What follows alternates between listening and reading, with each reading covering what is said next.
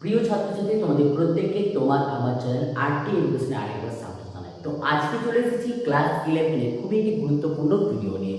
আমরা আজকে ক্লাস 11 সাঁতার যে বই রয়েছে সেই সাঁতার বইয়ের পেজ নাম্বার 206 যে নিউমেরিক্যাল পার্টটা রয়েছে, যেটা তোমাদের কিন্তু পরমাণুর গঠন বা অ্যাটমিক স্ট্রাকচার যে চ্যাপ্টার রয়েছে সেই চ্যাপ্টারে যত রকমের ম্যাথ রয়েছে সেই ম্যাথগুলো কিন্তু সম্পূর্ণ কিন্তু সমাধান কিন্তু আজকের এই ভিডিওর মাধ্যমে তোমাদের সঙ্গে কিন্তু শেয়ার করবো।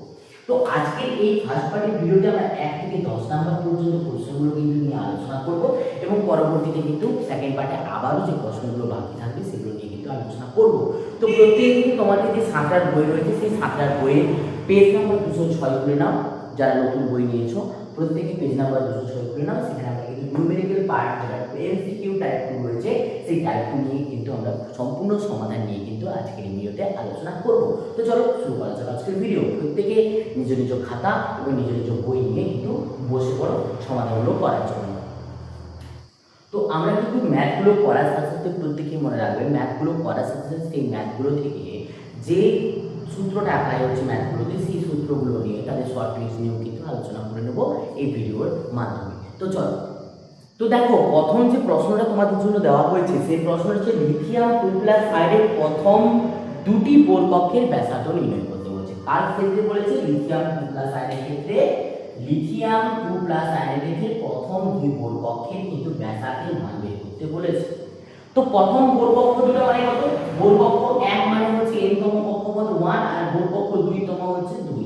এই দুজনের ক্ষেত্রে বের করতে বলেছে। এখন আমাদেরকে জানতে হবে যে এই বের করার জন্য যে সূত্র কি রয়েছে। না প্রত্যেকে তোমরা যারা পরমাণু গঠন পুরো পড়াশোনা করেছো তোমরা প্রত্যেকে জানো যে Rn আমরা একটা সূত্র পেয়েছি 0.529 m স্কয়ার বাই z।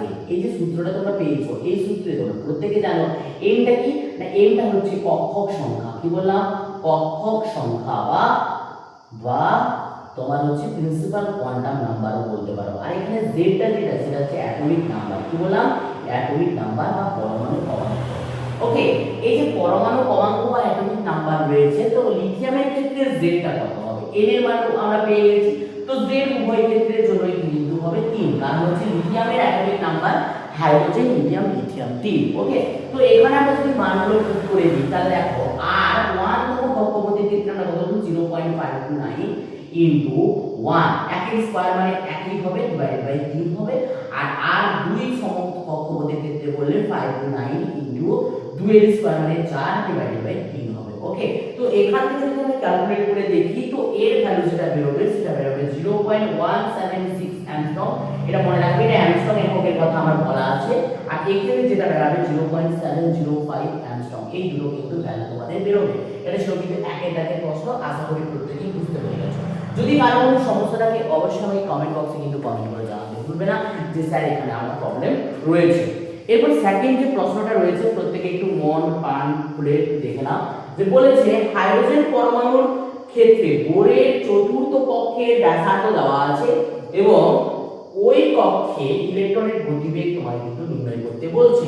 তো আমরা যখন কৌণিক ভরবেগের একটা সূত্র জানি যে mvr সমান হচ্ছে nh/2π। আমরা কি বললাম? mvr সমান হচ্ছে nh/2π। এই যে সূত্রটা আমরা জানি।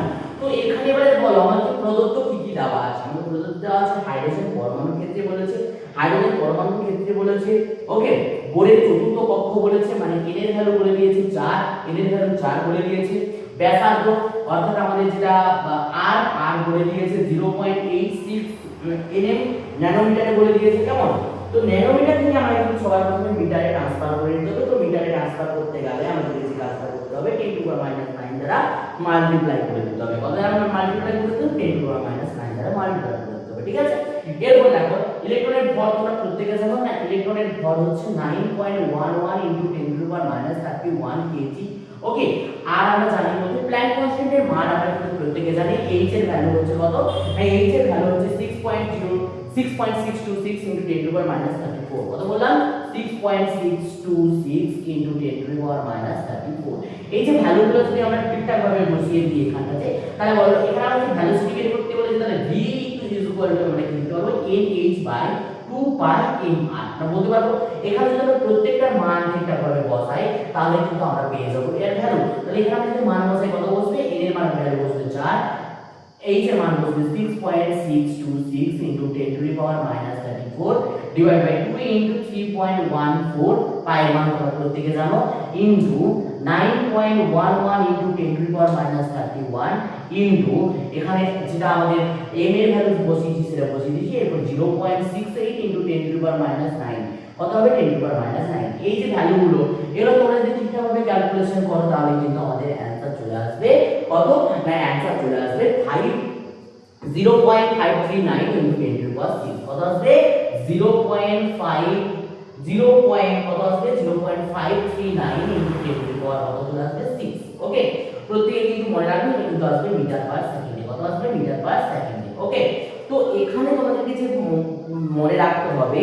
যে দেখো তোমাদের অপশনে যেটা রয়েছে 10 টু দি পাওয়ার 5 দিয়ে রয়েছে কেমন তো 10 টু দি পাওয়ার 5 যদি এখান থেকে তোমাকে করে নিতে হয় তাহলে তুমি কিভাবে করবে না দশমিক যত এদিকে আগাবে অর্থাৎ বাম দিক থেকে ডান দিকে যাবে পাওয়ারে তত কমতে থাকবে তাহলে আমরা কত লিখবো না 0.539 ইনটু 10 টু দি পাওয়ার 6 ছিল এটাকে আমরা লিখবো 5.39 ইনটু 10 টু দি পাওয়ার কত হয়ে যাবে 5 এটা কিন্তু তোমাদের অ্যাপ্রক্স অ্যানসার হয়ে যাবে ওকে তোমরা কিন্তু প্রত্যেককে আশা রাখি বুঝতে পারছো যদি কোনো জায়গায় বুঝতে প্রবলেম হয় অবশ্যই আমাকে কিন্তু কমেন্ট বক্সে জানিও তো এতটা বলে প্রত্যেককে আশা রাখি বুঝতে পেরে গেছে জলদি একটা স্ক্রিনশট নিয়ে নাও দিন চলে যাবো আমরা কিন্তু 3 নাম্বার প্রশ্নে ওকে 3 নাম্বার প্রশ্নটা দেখো প্রত্যেককে একবার করে কিন্তু ভালো করে পড়ে নেবে আর কোনো জায়গায় যদি বুঝতে অসুবিধা হয় আর তোমাদের যদি ক্যালকুলেশন এই অ্যাপ্রক্স তোমরা একটা জিনিস মনে রাখবে প্রত্যেকে কিন্তু ক্যালকুলেটর যে ব্যবহার সেই ক্যালকুলেটর কিন্তু ব্যবহার করা যাবে না তো ক্যালকুলেটর ব্যবহার না করার জন্য তোমরা কিভাবে কাটাকাটি করবে সেটা যদি সম্পূর্ণরূপে জানতে চাও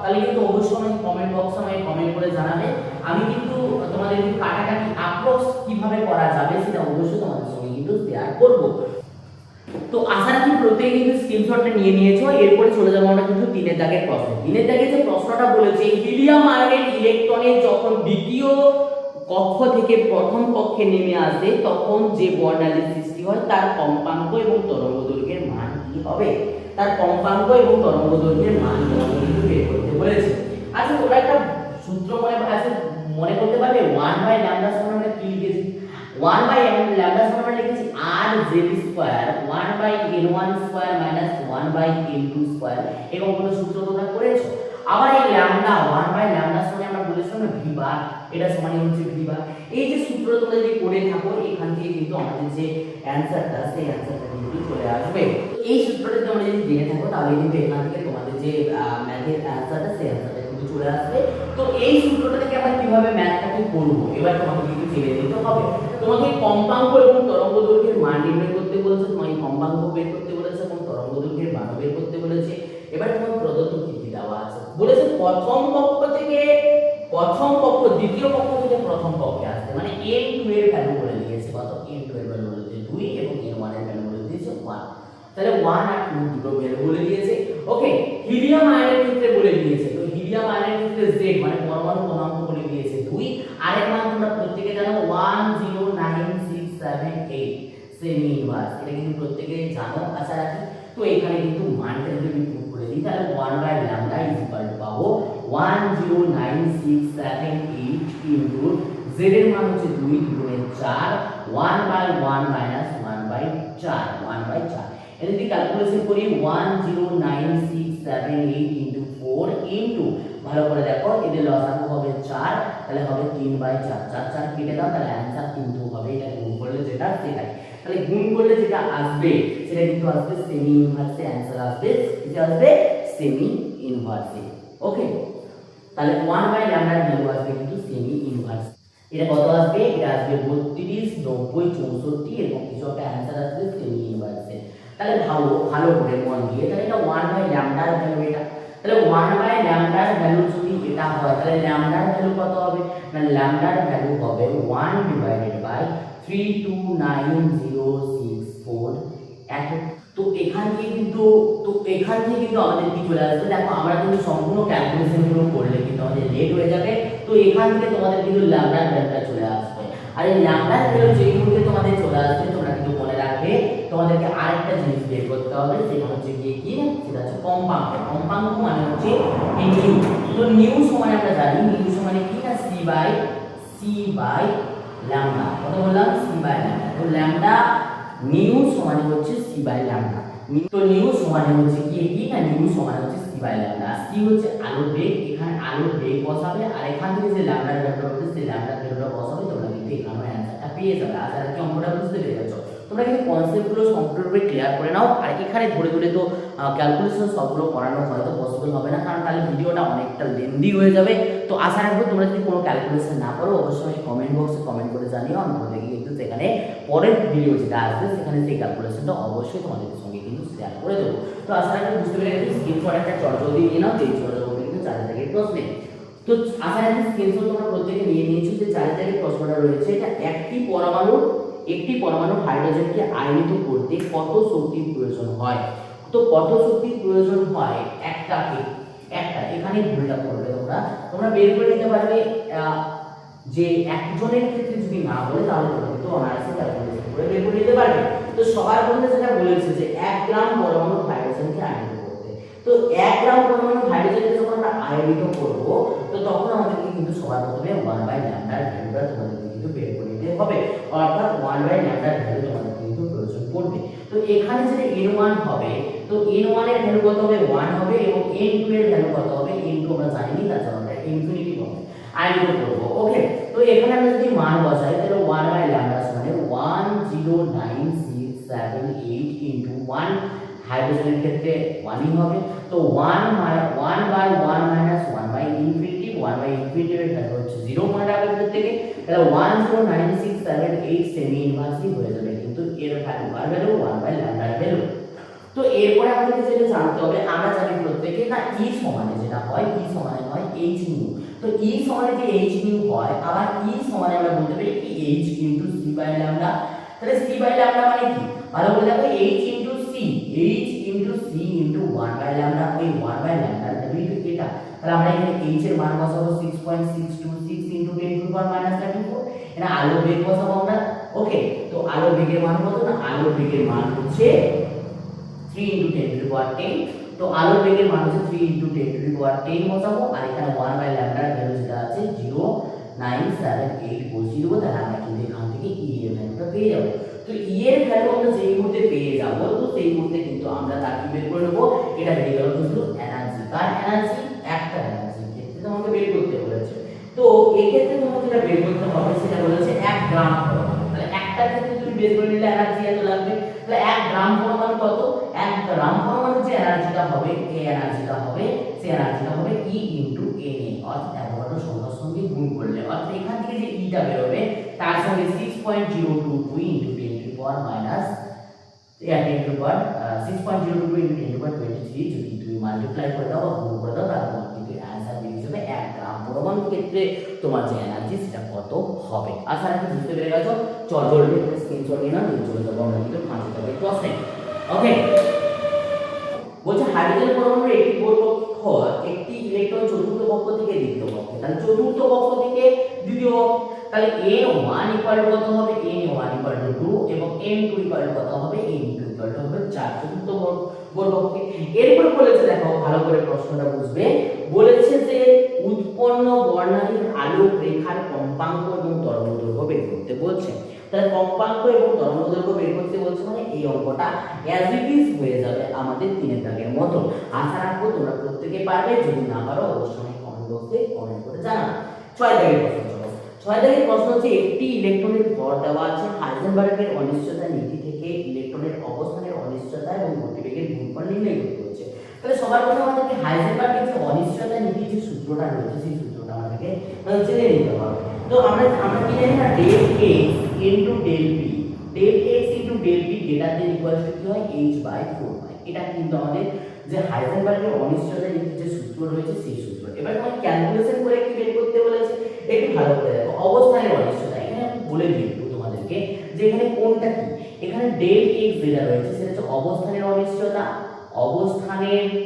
অবস্থানের অনিশ্চয়তা, আর ডেল পিটা হচ্ছে ভর বেগের অনিশ্চয়তা। কার বললাম, ভর বেগের অনিশ্চয়তা। তাহলে এই দুটো জিনিস তোমাকে দেওয়া সূত্রে রয়েছে। এই সূত্রে প্ল্যান কনস্ট্যান্ট পাইথন প্রত্যেকে জানো, তোমাদের পায়ের মান কি হয়। তো এখানে যে প্রশ্নটা রয়েছে অবস্থানের অনিশ্চয়তা এবং গতিবেগ, তাহলে বলতে চাই গতিবেগ কত থেকে এলো না, দেখো del x into del p, del p মানে ভর বেগ, ওকে, তো ভরবেগ যেটা রয়েছে তাহলে আমরা এখানে লিখতে পারবো কি del x into del m into v, কি বললাম m ইনটু v, এটা then equals to h by 4 pi. তাহলে এখানে তোমাকে ভর, তোমাকে অবস্থান এবং বেগের বলেছে, তার মানে ভরটা এখানে রাখা চলবে না, তাহলে del x into del v greater than equals to h by 4 pi m, এটা আমরা বলতে পারবো h বাই 4 পাই m কিন্তু আমাকে বলেছে। তো গতিবেগের তোমাকে বের করতে বলেছে, মানে দুজনের গুণফলটা তোমাকে বের করতে বলেছে। ইলেকট্রনের মাস দেওয়া আছে, আমরা এখানে বের করতে পারবো। এখানে 6.626 × 10⁻³ বসাবো, এর 4, এর 3.14, আর এখানে m এর ভ্যালু হচ্ছে 9.11 × 10⁻³ এখান থেকে কিন্তু ক্যালকুলেশন করলে আমাদের যে মানটা রয়েছে সেই মানটা কিন্তু অনায়াসে কিন্তু বেরিয়ে যাবে। তো আশা করি বুঝতে পেরে গেছো আপনারা পর্যন্ত। চটজলদি একটা স্ক্রিনশট দিয়ে চলে যাবো আমরা কিন্তু সাতের দাগের প্রশ্নে। তো সাতের দাগের প্রশ্নে দেখো খুব একটা ইজি প্রশ্ন দিয়েছে আরো একটা। তো বলেছে যে এই সাতের দাগের প্রশ্নটা, একটি 2000 কেজি ভরের রেলের ওয়াগনের অবস্থানের অনিশ্চয়তা এত, এর মধ্যে গতিবেগের অনিশ্চয়তা নির্ণয় করতে বলছে। তো এই গতিবেগের অনিশ্চয়তা বের করতে বলছে, ঠিক আছে, বাদ বাকি সব টার্ম কিন্তু দেওয়া আছে। তো গতিবেগের অনিশ্চয়তা যখন আমরা ক্যালকুলেশন করব, একটা জিনিস তোমরা মনে রাখবে, তো এখানে যে চিহ্নটা দেওয়া আছে এই চিহ্নটা আমরা সমান করে কিন্তু ক্যালকুলেশনে করব। তো আশা রাখবো একটা পর্যন্ত প্রত্যেকে হয়ে গেছে। তো এখানে আমি যদি তোমাদেরকে একটা কথা বলি, তো এখানে আমাদের পরিবর্তনটা কোথায় কোথায় হবে দেখো, তাহলে এখানে এই পরিবর্তন হবে, আর এখানে আমাদের অবস্থানের অনিশ্চয়তা দেওয়া আছে, তাহলে এই টার্মটা থাকবে না। তাহলে আমি গতিবেগের অনিশ্চয়তা বের করতে বলছি, তার মানে এদিকে চলে আসবে কি ডেল x। এটা হচ্ছে কি আমাদের পরবর্তী প্রশ্নের উত্তর। তো এখানে ডেল x এর পরিবর্তে আর m এর পরিবর্তে কি হবে দেখো, m এর পরিবর্তে হবে 200 কেজি 2000 কেজি, আর অবস্থানের অনিশ্চয়তার সাপেক্ষে হবে ইনটু 10। তো এখান থেকে ক্যালকুলেশন করলে কিন্তু আমাদের যে সাতের দাগে যে প্রশ্নটা রয়েছে সেই প্রশ্নটা কিন্তু অ্যানসার হয়ে যাবে। তো আশা রাখবো বুঝতে পেরে গেছো। ক্যালকুলেশনগুলো একটু চটজলদি করে নিও তোমরা, আর কমেন্ট করে কিন্তু অ্যানসারগুলো অবশ্যই আমাকে কমেন্ট বক্সে জানিয়ে দিও। আর কোথা থেকে তোমরা ভিডিওটা দেখছো সেটাও কিন্তু অবশ্যই আমাকে কমেন্ট বক্সে কমেন্ট করে জানিয়ে দিও, কেমন? তো এরপর চলো 8 এর দাগের প্রশ্ন। আর মাত্র দুটো প্রশ্ন নিয়ে আলোচনা করবো, 8, 9, 10, কেমন? 8, 9, 10 মানে আর তিনটা প্রশ্ন নিয়ে আলোচনা করবো। তো একটি কণার অবস্থান এবং গতিবেগের অনিশ্চয়তা দেওয়া আছে, ভর, তাহলে কণাটির ভর কত হবে? তাহলে কণাটির ভর কত হবে মানে তোমাদেরকে এমটা বের করতে বলছে। ভালো করে দেখো, এমটা বের করতে বলছে, তাহলে এমটাকে এদিকে রেখে বাদ বাকি টার্মগুলোকে এদিকে নিয়ে চলে যাবে, তারপর মান বসিয়ে দিলে অ্যানসার হয়ে যাবে। অর্থাৎ আমি সূত্রটা লিখে দিচ্ছি, ম্যাথটা তোমরা বাড়িতে করবে। তাহলে দেখো এখানে যদি এমটাকে রাখি তাহলে আমাদের কি যাবে ওইদিকে h4 পাই, তো আছে নরমালি, তাহলে তার সাথে ডেল x যাবে এবং ডেল v যাবে। তাহলে এই সূত্রটা বসালে কিন্তু তোমাদের 8 এর দাগে যে প্রশ্নটা রয়েছে সেই প্রশ্নটার উত্তরটা কিন্তু হয়েই যাবে। এরপর তোমরা 9 এর দাগের প্রশ্ন। তো 9 দাগের প্রশ্ন বলছে একটি ইলেকট্রনের গতিবেগ এত হলে ইলেকট্রনের তরঙ্গদৈর্ঘ্য নির্ণয় করো। গতিবেগ দেওয়া আছে, তরঙ্গদৈর্ঘ্যের মান বের করতে বলছে। তাহলে ল্যামডা সমান কি জানি, ল্যামডা সমান যে জানি সেই সূত্রটা দ্বারা আমাদের অ্যানসার হবে। তো ল্যামডা হচ্ছে lambda is equal to h by mv, h by mv। Lambda হচ্ছে তরঙ্গদৈর্ঘ্য, h হচ্ছে প্ল্যাঙ্ক কনস্ট্যান্ট, m হচ্ছে ইলেকট্রনের ভর এবং v হচ্ছে ইলেকট্রনের গতিবেগ। তো এখানে তোমাকে যেটা দেওয়া আছে দেখো, ইলেকট্রনের গতিবেগ কত v দেওয়া আছে, 10 টু দি পাওয়ার কত 10 টু দি পাওয়ার 3 দেওয়া আছে। ওকে, একটু এককগুলো প্রত্যেককে দেখে নেবে, সিজিএস একক কি যেন থাকে। ওকে, এখানে হচ্ছে 6.6 × 10 টু দি পাওয়ার -34 যেটা দেওয়া আছে কেজি মিটার স্কয়ার। ওকে, সেকেন্ড ইনভার্স। আর ইলেকট্রনের ভর মানে m দেওয়া আছে কত, m দেওয়া আছে 9.1 × 10 টু দি পাওয়ার -31 কেজি। তাহলে তুমি বুঝতে পেরে গেছো, এখান থেকে ল্যামডাটা আরামসে বেরিয়ে যাবে। তুমি v এর জায়গায় v এর মান, h এর জায়গায় h এর মান এবং m এর জায়গায় m এর মান বসিয়ে দাও, তাহলে তোমার কিন্তু অ্যানসার কিন্তু এখান থেকে চলে আসবে। এরপর 10 এর দাগের যে প্রশ্নটা রয়েছে, 10 এর দাগের প্রশ্নটা রয়েছে একটি ইলেকট্রনের তরঙ্গদৈর্ঘ্য কখন একটি প্রোটনের তরঙ্গদৈর্ঘ্যের সমান হবে। এই প্রশ্নটা একটা ইম্পর্টেন্ট প্রশ্ন, তো মন দিয়ে বোঝো। তাহলে তরঙ্গদৈর্ঘ্য আমরা ইলেকট্রনের ক্ষেত্রে যদি বলি তাহলে e ল্যামডা ইকুয়ালস টু আমরা কি বলবো h divided by m of electron এবং v অফ ইলেকট্রন। এবং আমরা প্রোটনের ক্ষেত্রে যদি বলি প্রোটনের lambda is equal to h টা প্ল্যাঙ্ক কনস্ট্যান্ট প্রত্যেকের জন্য সেম হবে, proton divided by v of proton. Okay, এবার যদি আমি এটাকে এটা দ্বারা ভাগ করে দিই, তুমি মন দিয়ে বোঝো, তাহলে lambda of e divided by, আমরা যদি lambda of e divided by lambda of p করে দিই, তাহলে দেখো এখানে যে আমাদের না, এখানে আমাদের যে এটা বলেছে, কন্ডিশনটা বলেছে, কি বলেছে, কখন সমান হবে, কখন সমান হবে, এই প্রশ্নটা আমাদেরকে কিন্তু দিয়ে দিয়েছে, কেমন? তো সমান কখন হবে দেখো, আমরা সমান বলেছি মানে h e is equal two sorry lambda e equals to lambda p, এটা আমাদেরকে শর্ত বলেছে। তাহলে আমরা বলতে পারি কি H divided by MEVE is equal to H MP VP। তাহলে এখানে আমরা H কেটে যাচ্ছে, তাহলে আমরা বলতে পারি কি MEVE is equal two MP VP, এরকম আমরা বলতে পারি এখান থেকে। কেমন? এখান থেকে আমরা আবারও কি বলতে পারি না, দেখো velocity of electron divided by velocity of proton is equal to, তাহলে কি m, এটা m হবে m of proton divided by মানে mass of proton divided by mass of electron, এটা কিন্তু আমরা বলতে পারি। তাহলে এখন বলো তো আমরা যদি এখানে যদি ইলেকট্রন এবং প্রোটনের যে ভরটা রয়েছে সেই ভরটা যদি আমরা এখানে পুট করে দিই, তাহলে ভরটা যদি আমরা পুট করে দিই, তাহলে আমরা এখান থেকে যে প্রশ্নটা পাবো বলছে ইলেকট্রনের তরঙ্গদৈর্ঘ্য কখন এবং একটি প্রোটন এবং তরঙ্গদৈর্ঘ্যের সমান হবে। কখন সমান হবে? যখন গতিবেগ প্রোটনের গতিবেগের, তাহলে গতিবেগটা দেখো এখানে গতিবেগের সাথে আমাদের সম্পর্ক বের করতে বলেছে, বা তোমাকে যেহেতু অপশনগুলো গতিবেগের সাথে দেওয়া আছে তাহলে তোমাকে গতিবেগের সাথে বের করতে হবে, অর্থাৎ তোমাকে কি করতে হবে না এখানে দুজনের ভরটাকে বসিয়ে দিতে হবে, অর্থাৎ ভরটা বসিয়ে দিলে আমরা যে অ্যানসারটা পাবো সেখান থেকে আমরা বলতে পারবো যে এর কত গুণ হবে।